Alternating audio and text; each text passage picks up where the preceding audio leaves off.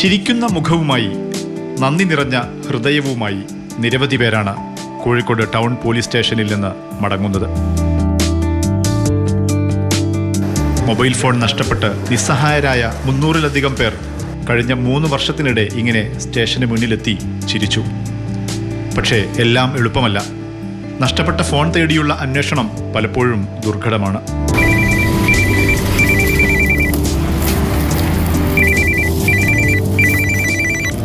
പ്രയാസമുള്ള സാഹചര്യങ്ങളുണ്ട്. അതായത് നോർത്ത് ഇന്ത്യ അങ്ങനത്തെ സ്ഥലങ്ങളിലേക്ക് പോകുന്ന ഫോണുകൾ കിട്ടാൻ കുറച്ച് ബുദ്ധിമുട്ട് അനുഭവപ്പെടുന്നുണ്ട്. കാര്യങ്ങൾ വിളിച്ച് പറഞ്ഞിട്ട് അവരോട് ഈ കാര്യത്തിൻ്റെ സീരിയസ്നെസ് മനസ്സിലാക്കുന്നുണ്ട്. അവരെത്തിക്കുന്നവരുണ്ട്, പിന്നെ കൊറിയർ അയച്ചു തരുന്നവരുണ്ട്, പിന്നെ നമ്മൾ പോയി കളക്ട് ചെയ്യുന്നതുമുണ്ട്.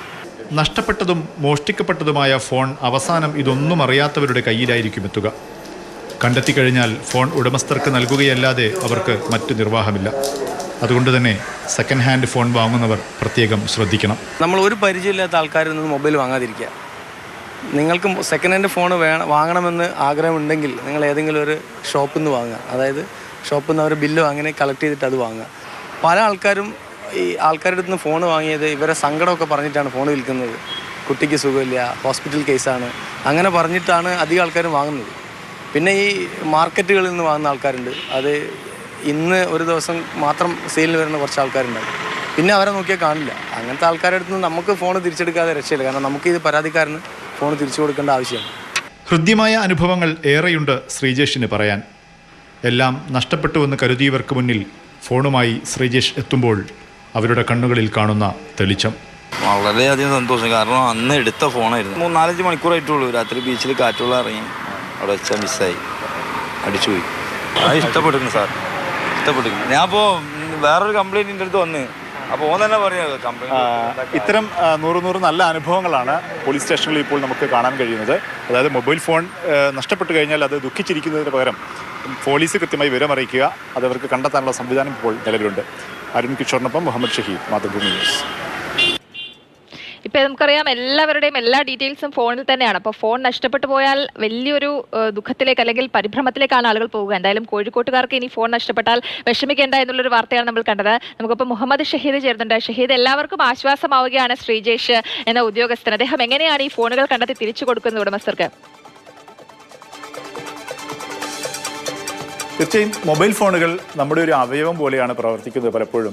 ഒപ്പം തന്നെ നമ്മുടെ പല പ്രധാനപ്പെട്ട ഡോക്യുമെൻസുകൾ, കോണ്ടാക്ട്സുകൾ, നമ്മുടെ ഇമോഷണൽ അറ്റാച്ച്മെൻ്റുള്ള പല വസ്തുക്കളും സൂക്ഷിച്ചു വെക്കുന്നൊരു ഇടം കൂടിയാണ് ചിത്രങ്ങൾ ഉൾപ്പെടെ മൊബൈൽ ഫോൺ. അത് പെട്ടെന്ന് അത് കാണാതാവുന്നു, മോഷ്ടിക്കപ്പെടുകയൊക്കെ ചെയ്യുന്ന സമയത്ത് വലിയ നിരാശ നമുക്കുണ്ടാകും. നമ്മൾ ഇല്ലാതായി പോകുന്ന സാഹചര്യം നമുക്ക് നേരിട്ട് അനുഭവിച്ചവർക്ക് അത് തിരിച്ചറിയാൻ കഴിയും.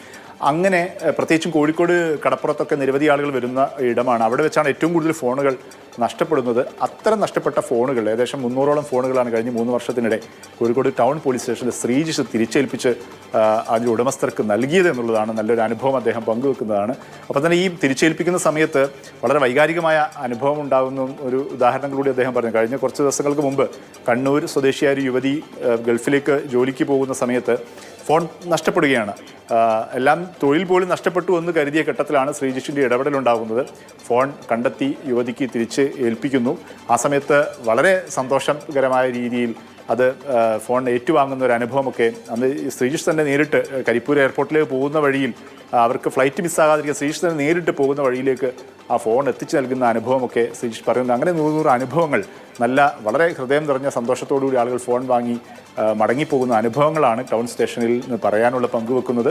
ശ്രീജേഷിനും ഈ കാര്യമാണ് പറയാനുള്ളത്. ഒറ്റ കാര്യം തന്നെ ശ്രീജേഷ് പറയുന്നത്, ഫോൺ വാങ്ങിക്കുമ്പോൾ, സെക്കൻഡ് ഹാൻഡ് ഫോൺ വാങ്ങിക്കുമ്പോൾ നിങ്ങൾ അങ്ങനെ പരിചയമില്ലാത്ത ആളുകളിൽ നിന്നും തീർച്ചയായിട്ടും പരിചയമില്ലാത്ത ആളുകളിൽ നിന്ന് ഫോൺ വാങ്ങാതിരിക്കുക. അതേപോലെ തന്നെ ഈ ഫോണിൽ എല്ലാ ഡീറ്റെയിൽസും സൂക്ഷിക്കുന്ന ഒരു പ്രവണത കൂടി നമ്മൾ മാറ്റണമെന്ന് പറയാൻ ആഗ്രഹിക്കുകയാണ്. കാരണം നമ്മുടെ ഫോട്ടോസ് ആയിക്കോട്ടെ, പ്ലേലിസ്റ്റ് ആയിക്കോട്ടെ, കോണ്ടാക്ട് ആയിക്കോട്ടെ, എല്ലാം ഒരു ഫോൺ പോയാൽ നമുക്കൊന്നും അറിയാൻ പറ്റാത്തൊരവസ്ഥയാണ്. നമ്പറുകൾ ഓർമ്മയില്ല, മെസ്സേജുകൾ ഓർമ്മയില്ല, ഡീറ്റെയിൽസ് ഓർമ്മയില്ല. അപ്പോൾ എന്തായാലും എല്ലാവരും ഫോൺ വിളിക്കാൻ ഉപയോഗിക്കുക.